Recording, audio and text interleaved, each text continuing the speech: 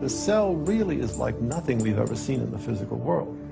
That's got to be firmly grasped. That's not something we can just say, oh, well, it's just a little bit more of the same old, same old. It's not the same old, same old. We are finding is that there's information that's in the cell that cannot be accounted for in terms of these undirected material causes. So these, it has to be, and so there's some other, so it has to be an information source. So one of the key questions faced by modern biology is, where do you get information from? Well, Darwin assumed that the increase in information comes from natural selection. But natural selection reduces genetic information, and we know this from all the genetic population studies that we have. And where does the new genetic information going to come from? Well, that's the big question. So when we find information in the DNA molecule, the most likely explanation is that it too had an intelligent source. I mean, we need engineering principles to understand these systems, okay? I mean, it's only because of our advancements in nanotechnology that we can even begin to appreciate these systems. But using intelligent design didn't seem to stop the scientists I spoke with, so why all the controversy? Suppose we find, simply as a matter of fact, that our scientific inquiries point in one direction. Which is that there is an intelligent creator. Why should we eliminate that from discussion? Streng verboten? How come? Why? Streng verboten. Very good. What does streng verboten mean? Strongly forbidden. Strongly forbidden. You've got two possible hypotheses. You've got a wall through the middle of through your brain, in effect, through your thinking. You say, well, you can't consider anything on this side of the wall. Only hypotheses on this side of the wall are permissible for consideration. What about academic freedom? I mean, can't we just talk about this?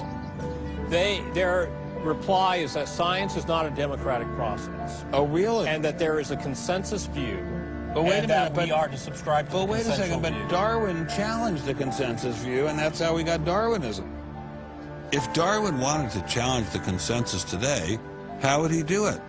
Science isn't a hobby for rich aristocrats anymore. It's a multi-billion-dollar industry. And if you want a piece of the pie, you've got to be a good comrade.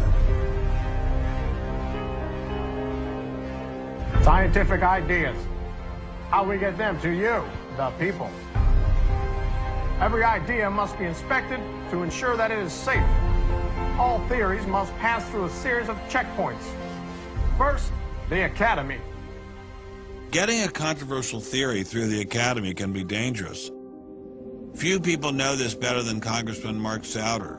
He uncovered a targeted campaign led by individuals within the Smithsonian and the National Center for Science Education to destroy Dr. Sternberg's credibility. If you want peer reviews, if you want to be published, if you want to go to respected institutions, the core view does not tolerate dissent. There's kind of a, this is the way it is, and anybody who's a dissenter should be squashed. Are you going to be on my side if I let you up? Sure, Chick, sure. I'm on your side. Just let me up. I'll do anything you say. Souder isn't the only one who has witnessed the Academy's tactics. Journalist Larry Witham has seen similar behavior during his 25 years of covering the evolution controversy. Once you're thick in science, you can't question the paradigm. But if you want to get grants, if you want to be elected to high positions, if you want to get awards as a promoter of public education of science, you can't question the paradigm. People cannot be trusted to form their own opinions. This business about open-mindedness is nonsense. Why is the scientific establishment so afraid of free speech?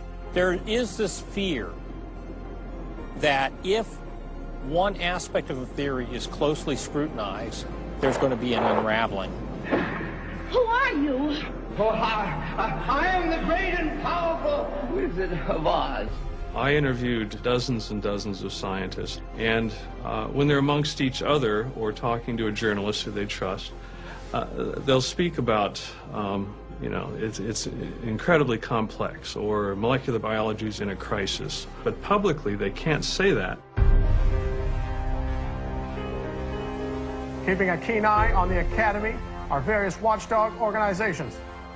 Listen to Eugenie Scott of the National Center for Science Education. The NCSE has been at the heart of virtually every evolution controversy over the past 25 years.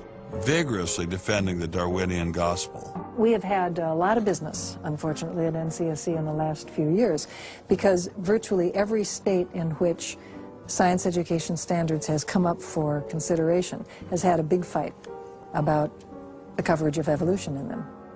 NCSE was started by a group of scientists and teachers who were very concerned because in the late 70s and early 80s there were a lot of attempts to pass equal time for creation science and evolution laws. And clearly this is something that neither scientists nor teachers liked. It wasn't exactly help the creationists are coming, but it's, you know, kind of along those lines. Most scientists just throw up their hands and say, creationists, they drive me crazy, you know, you handle it. We've worked a lot with science education organizations. The most important group we work with is members of the faith community, because the best kept secret in this controversy is that Catholics and mainstream Protestants are okay on evolution. Are you sure about that, Eugenie? Liberal Christians have been fighting with conservative Christians for so long that they'll side with anybody against the fundamentalists. And Eugenie Scott says, well, welcome over. There's a kind of science defense lobby, or an evolution defense lobby in particular. They are mostly atheists, but they are desperately wanting to be friendly to mainstream, sensible religious people. And the way you do that is to tell them that there's no incompatibility between science and religion. But is there really an incompatibility? Can't we believe in God and Darwin? Implicit in most evolutionary theory is that either there's no God or God can't have any role in it. So naturally, as many evolutionists will say, it's the strongest engine for atheism. If they called me as a witness, and a lawyer said, Dr. Dawkins, has your belief in evolution, has your study of evolution turned you towards atheism? I would have to say yes. And that's the worst possible thing I could say for winning that court case. So people like me are bad news for the science lobby, the evolution lobby. By the way, I'm being a hell of a lot more frank and honest in this interview than many people in this field would be. Working hard to keep ideas in check are our friends in the media. Morning, paper. Paper, mister? The tendency of the media is to side with the establishment because they inherently agree with the establishment. Eugenie Scott, my understanding is that there is not a single peer-reviewed article out there that supports intelligent design. Am I wrong? You are not wrong. You are correct. I believe that we get coverage, but we always get coverage like we're the outsider, not like it's an even debate. But instead of merely reporting news, he analyzes it, often expressing his personal opinions. We constantly deal with reporters who refuse even to report the correct definition of intelligent design. They, over and over again, talk about life is so complex, God must have done it. Just admit it, it's religion. Very simple. You just can't, it's religion. It's a wanton distortion of our position. Study desk. I've got a hot story here. You can look at Associated Press stories, and the same sentence will appear in those stories for 10 years. Intelligent design says that life is too complex. It's called a boilerplate.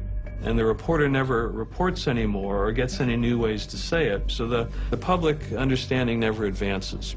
But what happens if a reporter decides to take a more balanced approach to intelligent design?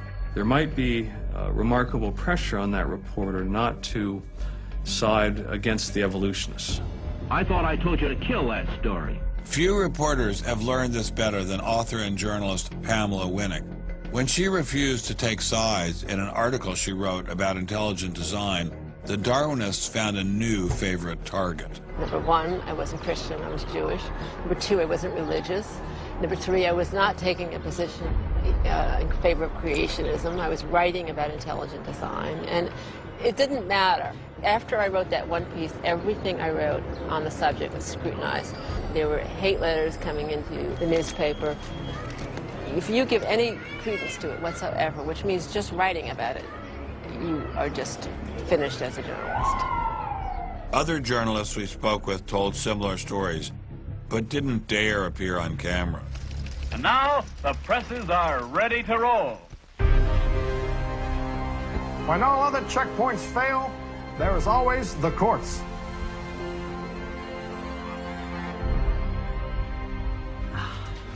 We have spent an enormous amount of time trying to prove to the court what everybody already knows, that intelligent design is a particular religious belief. But I thought scientific questions were settled by the evidence, not by taking